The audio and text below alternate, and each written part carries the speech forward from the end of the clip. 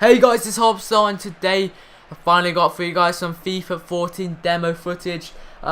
Big thanks to Sony, or big praise to Sony for actually bringing it out this early.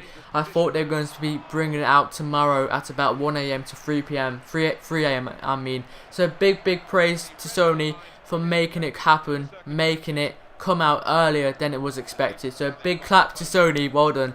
And today we talk to you guys about my thoughts on the demo, good stuff, bad stuff, etc, etc. So the first thing we're going to go on to is pace. Now, you guys probably, if you have played the game, you know about what has happened to the pace soaring. You cannot pace soar anymore because every time you start a sprint, your player knocks the ball on. So, for example, when you press the right thumbstick up, your player, I think I got that right, the right thumbstick, your player does like a kind of a knock-on forward. That's what your player does when he starts sprint. So, I mean, once you do that, it's very easy for a defender to get the ball off you, especially if you're in a one-on-one and you try to sprint. The opposition's player can get the ball off you really easily. So, the touches are annoying when you're sprinting. And I think that's a good thing that EA puts in, because it stops the pace soaring to a certain level. Because if you do master the touches, you can probably still pace soar, but it is really hard, trust me. If you haven't played the demo, play it and you'll see what I mean with the whole touches thing. When I started playing the demo, I was shocked to see that pace has gone to that low of a level, and it's now about technique.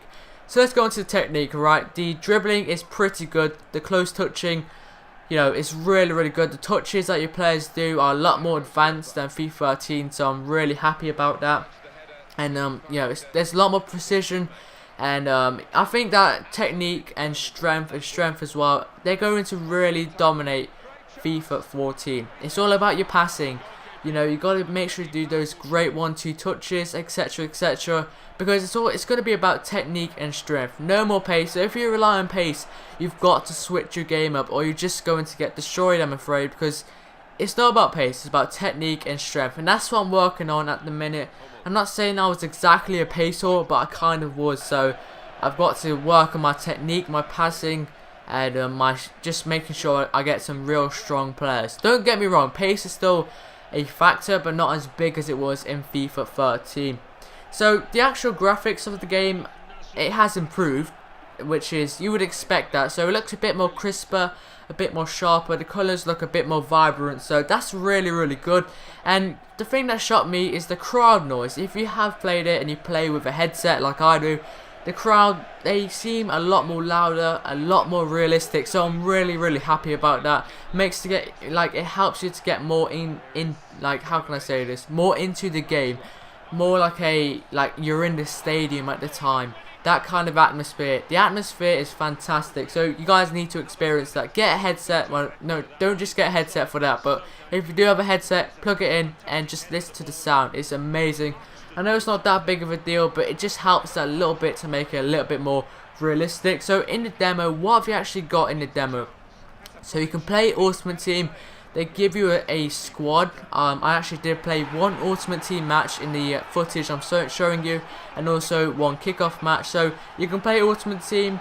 You can't trade or anything like that. You can play with a squad they give you, and you can play against a computer generated squad. So it's okay, I guess. It's good that they integrated that, just give people a bit more of an introduction to Ultimate Team.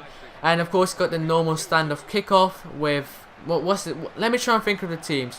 New York Red Bulls, you got Boca Juniors, Spurs, Manchester City, AC Milan, PSG, and there's two more which I've forgotten, I think that's all. No, there's two more. However, I've forgotten the last two teams, so I apologise for that. I'm just really hyped up for FIFA 14 at the minute, as I'm sure a lot of people are.